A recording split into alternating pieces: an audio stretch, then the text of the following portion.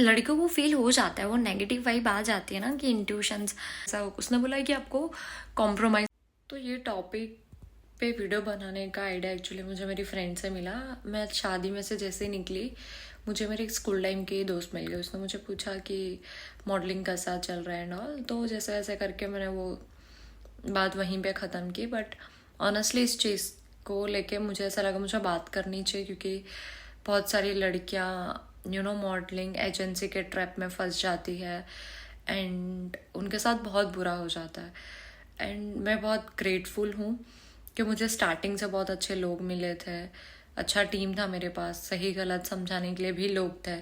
और touch wood मैं कभी इन ट्रैप में नहीं फंसी। लोगों ने बहुत ट्राई किया बट मुझे शायद एक्सपीरियंस बोल लो बहुत ज़्यादा था, तो मैं कभी इन चीज़ों में फंसी नहीं। सो स्टार्टिंग से बात करते कि मैंने कैसे स्टार्ट किया, मैं कितना अर्न कर रही थी and why I left modelling. वापस भी मैंने ट्राई करने की कोशिश की। फिर मैंने तो जो स्कूल में मैं थी वहाँ पे 2 बैच होते थे, मॉर्निंग एंड आफ्टरनून। मैं मॉर्निंग बैच में थी एंड मेरे बैच में कोमल मैम करके डांस टीचर थे एंड आफ्टरनून बैच में अभी सर करके थे। तो जैसे ही फिर हम लोग तो स्कूल चेंज हो गया 10th में, तो फिर भी मैं उनके कांटेक्ट में थी एंड वन डे अभी सर अप्रोच में एंड कोमल दी उनके साथ ही उनके टीम में ही थे। तब मुझे पता चला कि अभी सर डांसर भी है और उनका मेन काम था फ़ोटोशूट्स एंड मॉडल्स हायर करना, वो सारी चीज़ें कि वो ब्रांड के लिए इन शॉर्ट काम करते थे। तो फिर उन्होंने मुझे अप्रोच किया, तो पहला मेरा जो शूट था वो उनके साथ ही था and they are so genuine. उन्होंने मुझसे हर एक चीज़ मुझे इंडस्ट्री के बारे में सिखाई, कैसे वर्क होता है। एंड ट्रस्ट मी, मैंने जितने भी ब्रांड्स के साथ काम किया है, कुछ भी हो, मैंने सब इनके साथ किया है। सबसे पहला इंटरनेशनल ब्रांड के साथ काम करने का मौका भी मुझे उन लोग से ही मिला। तो उनके साथ एक प्रोफेशनल रिलेशन से ज़्यादा एक फैमिली जैसा बॉन्ड था, क्योंकि जब मैं 7th में थी तब से मैं उनको जानती थी। तो पहला जो शूट था वो तो मैंने फ्री में ही किया था, मेरे पोर्टफोलियो के लिए मुझे चाहिए था, और तब मैं 10th में थी। फिर जैसे जैसे टाइम गया, उनके पास जितनी भी ब्रांड्स आती रही उनके साथ एज अ मॉडल वो हमेशा मेक श्योर करते थे, कोमल दी एंड अभी सर की आयशा एज अ मॉडल होनी चाहिए। And I don't know why आपको ऐसा लगेगा मैं झूठ बोलूँगी, बट समहाउ मैं उनकी फेवरेट थी, क्योंकि मैंने स्टार्टिंग से उनसे सीखा और मैंने काम भी उन लोग के साथ ही किया। तो कभी मैंने उनको कोई चीज़ में ऐसे नखरे नहीं देखा है, वो जैसा बोलते थे मैं वैसा ही करती थी। जो पोज मेरे को कोमल दी, वो मेरे स्टाइलिश थे। सो कोमल दी मेरा स्टाइलिंग करते थे एंड जैसे फॉर एग्जांपल कोई कुर्ती का ब्रांड है, तो कुर्ती को कैसे स्टाइल करना है, उसको कैसे पोजेस देना है, उसका वीडियो कैसा होना चाहिए, she teach me everything, basic से लेके। वो कभी इरिटेट नहीं हुआ है। एंड या फिर ऑल ऑफ सडन मैं उनने इंटरनेशनल ब्रांड्स के साथ मैंने काम किया, मैंने न्यूज़पेपर्स एड में काम किया, सब मुझे उन्होंने दिए थे, सारे काम मुझे उनसे ही मिले। देन कुछ सिचुएशन की वजह से मुझे जहाँ पे मैं काम कर रही थी, बेसिकली वो सिटी गांधीनगर गुजरात है, एंड फॉर सम रीज़न मुझे वहाँ से वडोदरा शिफ्ट होना पड़ा। एंड वो भी गुजरात में ही है, बट 2-3 घंटे का रास्ता आप गिन लो। फिर मेरा कैसा हो गया कि वो ट्रैवलिंग नहीं हो रहा था। आई ट्राई कि मैं वहाँ जाके काम करूँ या उन लोग के साथ, बट मैंने बहुत ये ट्रैवलिंग एंड ऑल मेरे लिए बहुत हेक्टिक हो गया था। ट्रस्ट मी, हेक्टिक मतलब आप सोच भी नहीं सकते कि बहुत बहुत ऐसे हालत ख़राब हो जाती थी। सो आई थॉट कि थोड़ा ब्रेक ले लेते हैं, थोड़ा कुछ और चीज़ों में भी ध्यान देते हैं। तो जैसे जैसे टाइम गया ना, तो फिर मैं बोर हो गई, क्योंकि मैंने बचपन से वही किया था। मैं मॉडलिंग के फील्ड में काफ़ी अच्छी थी, तो मुझे वो चीज़ें ऐसे महसूस हो रही थी कि यार कुछ और नहीं हो रहा मेरे से। तो फिर मैंने यहाँ पे कुछ एजेंसीज़ हैं, मैंने उनसे कांटेक्ट किया। एक तो मेरे घर के पीछे, ये सुनने जैसी बात है, तो मैंने उनसे कांटेक्ट किया कि हाँ आई एम अ मॉडल। मैंने उनको पोर्टफोलियो भेजा, उन्होंने मेरा बिना मेकअप के दोनों साइड के फ़ोटोज़, इफ़ आप मॉडल हो तो आपके पास ऐसे दोज हु आर मॉडल्स उनको पता है कि बिना मेकअप कोई फिल्टर के बिना इस साइड राइट लेफ्ट हेयर्स और आपका स्ट्रेट फेस। मैंने उनसे कांटेक्ट किया, मैंने बात की, फिर उन्होंने बोला आप ऑफिस पे आ जाइए एंड जो भी होगा, कोई ब्रांड्स है तो मैं आपको ब्रांड्स के बारे में बता दूंगा सब बात। तो मैंने बोला ठीक है, बोले फ़ोन पे क्लियर बात नहीं होगी। तो आई वॉज लाइक कि हाँ ठीक है चलो ऑफिस पे आके बात कर लेता है। And I know the policy कि इफ़ आप कोई शूट कर रहे हो तो आप आपसे वो साइन करवाते पेपर्स पे, टर्म्स कंडीशंस होते हैं कि like I am above 18 years and मुझे ज़बरदस्ती ये चीज़ें नहीं कराई जा रही है एंड जो भी हो रहा है वो मेरी चॉइस से हो रहा है। उसमें हर एक छोटी से छोटी डिटेल्स लिखी जाती थी। तो एंड जब मैं ऑफिस पे गई तो मुझे थोड़ा वो लड़कियों को फील हो जाता है, वो नेगेटिव वाइब आ जाती है ना कि इंट्यूशंस। सो मैं जैसे ही गई मैंने बोला अच्छा ठीक है, क्या है, क्या टर्म्स कंडीशन है, कैसे शूट्स होते हैं। तो पहले तो उन्होंने बोला कि हमारे पास जो वडोदरा सिटी के सलून्स है उनके हमारे पास आते रहते हैं मॉडल्स के लिए, तो हमारा बहुत सारे के साथ कोलैबोरेशन भी है ये वो। तो मैंने बोला अच्छा ठीक है। तो फिर उन्होंने बोला कि आपका मेकअप का भी काफ़ी अच्छा है, आपने मोस्टली मेकअप आर्टिस्ट के साथ भी काम किया, हाउ टू कोऑपरेट। मैंने बोला हाँ मुझे सब पता है, लाइक मैं कितने टाइम से थी। तो उन्होंने स्टार्टिंग में थोड़ा हिचकिचाया, वो बंदा जो भी था वो थोड़ा हिचकिचाया कि मैं इसको कैसे बात करूँ, क्योंकि इसको तो एक्सपीरियंस है, इसको तो मैं उल्लू बना भी नहीं सकता, ना इसको मैं फंसा सकता हूँ। तो उसने बहुत घुमा फिरा के वो चीज़ों पे बात करने की कोशिश कर रहा था। तो मुझे ऐसा लगा कि कुछ तो चीज़ें कुछ, मैंने डायरेक्टली उससे पूछ लिया कि तुमको कुछ बोलना है, लाइक ये तो चलो बेसिक बात हो गई। तो फिर वो धीरे धीरे उसने मेरे को बोला कि यू नो आपको ऐसा कुछ काम करना है। तो भी मैंने बोला ऐसा क्या होता है।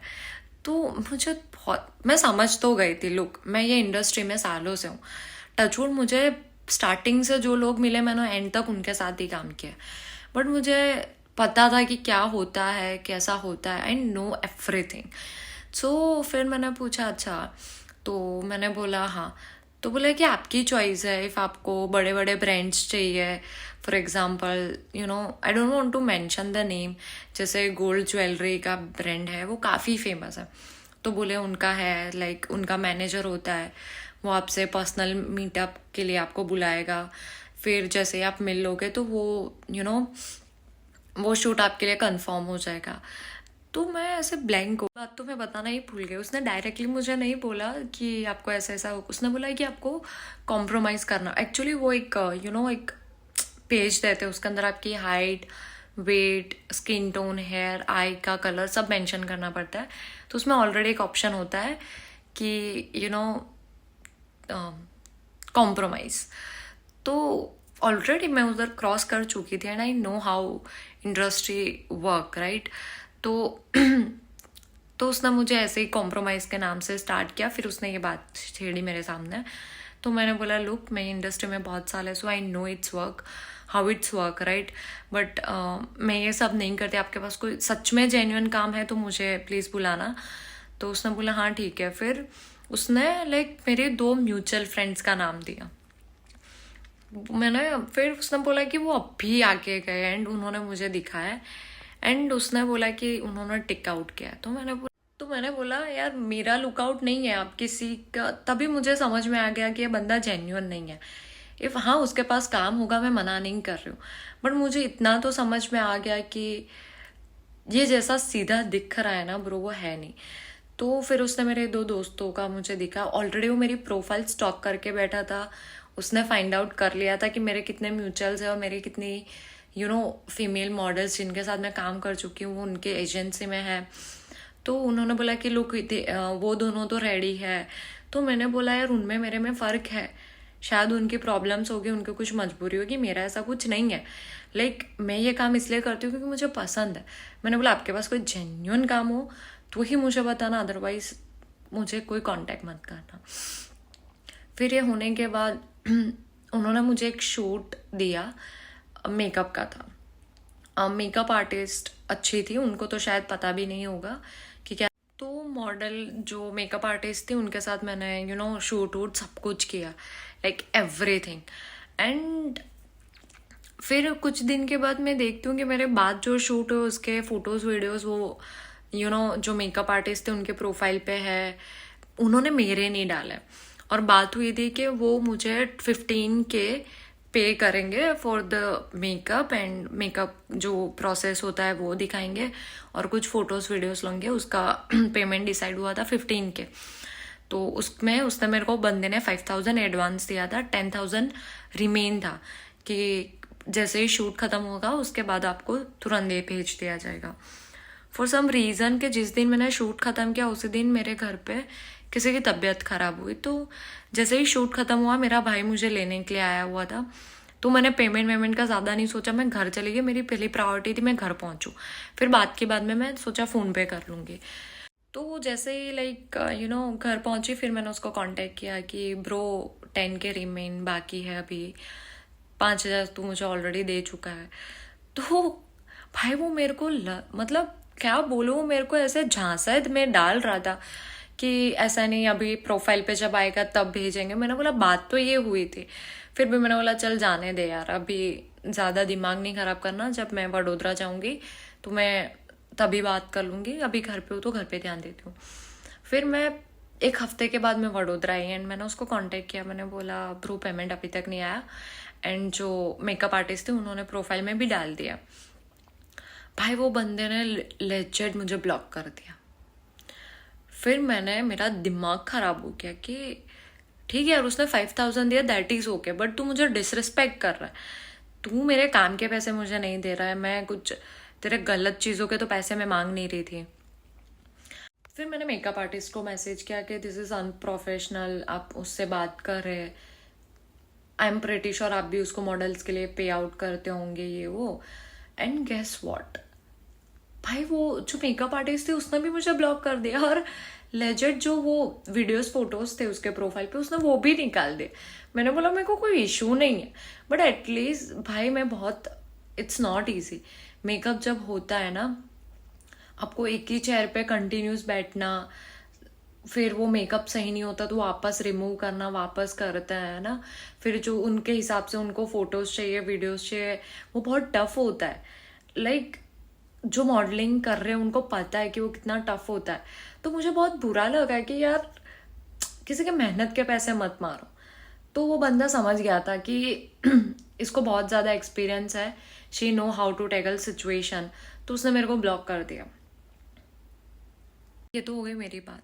बट जब आप काम करते हो ना तो आप बहुत सारी लड़कियों की स्टोरी सुनते हो। तो मैंने बहुत सारी लड़कियों की स्टोरी सुनी एंड मुझे लगा मैं कितने सेफ हैंड्स में थी। जो भी लोग मुझे मिले, मैंने जिनके साथ काम किया, मैं उनके साथ बहुत सेफ थी। कभी किसी ने कोई बदतमीजी नहीं की, किसी ने मुझे गंदी तरीके से बात नहीं की, ना मुझे ट्रीट किया, ना कभी मेरे से कोई उल्टी सीधी बात की।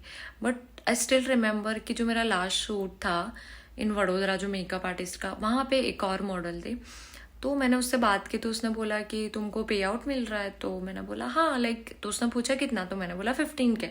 तो उसने बोला कि मेरे से तो फ्री में करवा रहे हैं। मैंने बोला क्यों भाई। तो वो थी 20 साल की बच्ची यार, उसको ये लोग ऐसे फंसाते हैं कि ना पैसे बहुत सारे मिलेंगे, आपको सिर्फ कुछ ही तो करना है, आपको सिर्फ कॉम्प्रोमाइज़ ही करना है। वो बंदी ने 3 से 4 बार किसी के साथ कॉम्प्रोमाइज़ किया और उसको पेमेंट भी नहीं मिला। And the worst part is कि ब्रो जो एजेंसी से मैं गई थी ना, वो मेकअप आर्टिस्ट के पास जो बंदा ने मुझे कॉम्प्रोमाइज़ की बात की थी, वही बंदे के थ्रू ये बंदी आई थी। तो मैंने बोला क्यों तुमको नहीं मिल रहा है पेमेंट एंड ऑल। तो उसने बोला कि जो बंदा है उसने ऐसा बोला है कि तुमको कॉम्प्रोमाइज़ करना पड़ेंगे 4 से 5 बार, कुछ फ्री में शूट करने पड़ेंगे, और फिर तुमको बड़ी ब्रांड्स दूंगा मैं। भाई साहब, भाई मतलब वो बंदी को जो ब्रांड से पैसे मिल रहे थे वो सारे पैसे तो वो बंदा ले जा रहा था, और इसने इतनी लालच में दबा के रखा। अभी बंदी ने एक काम किया तो दूसरे करने में वो नहीं शर्माएगी। ऐसे ऐसे करके they know how to play with girls mind, they know very well. इसलिए उनका सॉफ्ट टारगेट होती है वो लड़कियां जिनकी उम्र बहुत कम होती है और उनको समझ में आ जाता है कि इसको पैसे की नीड है। फिर मुझे वो बंदी के लिए बहुत बुरा लगा। मैंने उसको सारी चीज़ें समझाई कि कैसे क्या वर्क होता है, नहीं करना चाहिए वो। एंड द वर्स्ट पार्ट पता है कि मॉडल इंडस्ट्री में बहुत सारे मॉडल्स ऐसे ही बैठे हैं, उनके पास काम नहीं है। काम कैसे मिलेगा? क्योंकि those girls who are not ready for compromise, उनको काम नहीं मिल रहा है, और जो कॉम्प्रोमाइज के लिए रेडी उनको काम मिल रहा है, क्योंकि भाई वो कॉम्प्रोमाइज कर रहे हैं। तो this is the reason why मैंने मॉडलिंग छोड़ी। दिस इज द रीज़न कि मुझे काम नहीं मिल रहा था इन डिफरेंट सिटी। सो या ये एक्चुअल में बहुत सारे मॉडल्स ये इशू फेस करती है, क्योंकि कुछ लड़कियां, लाइक मैं सबकी बात नहीं कर रही, कुछ 5% लड़कियां होंगी जो कॉम्प्रोमाइज़ कर लेती है। तो आप ही सोचो कि आप किसी को काम दे रहे हो, उसके बदले आपको कॉम्प्रोमाइज़ वो बंदी करने के लिए भी रेडी है, तो आपको और क्या चाहिए? तो इन चीज़ों की वजह से, तो ये सारी चीज़ों की वजह से ना, जो जेन्युइन मॉडल्स होते हैं, जिनको सच में जिनमें टैलेंट होता है, काम करना होता है, वो मेरे जैसे घर पे बैठ जाती है, उनसे नहीं होता है, फिर उनको काम नहीं मिलता है। This is why I left modelling. This is one reason. Can you believe? एक कॉम्प्रोमाइज़ जैसी चीज़ शायद मेरे लिए बहुत बड़ी है, बट कुछ लड़कियों के लिए नहीं होगी, शायद उनकी कोई मजबूरी कि आई एम नो वन कि मैं उन लोग को ब्लेम करूँ। तो ये सारी चीज़ों की वजह से ना, जो जेन्युइन मॉडल्स होते हैं, जिनको सच में जिनमें टैलेंट होता है, काम करना होता है, वो मेरे जैसे घर पे बैठ जाती है, उनसे नहीं होता है, फिर उनको काम नहीं मिलता है। This is why I left modelling. This is one reason. Can you believe? एक कॉम्प्रोमाइज़ जैसी चीज़ शायद मेरे लिए बहुत बड़ी है, बट कुछ लड़कियों के लिए नहीं होगी, शायद उनकी कोई मजबूरी कि आई एम नो वन कि मैं उन लोग को ब्लेम करूँ।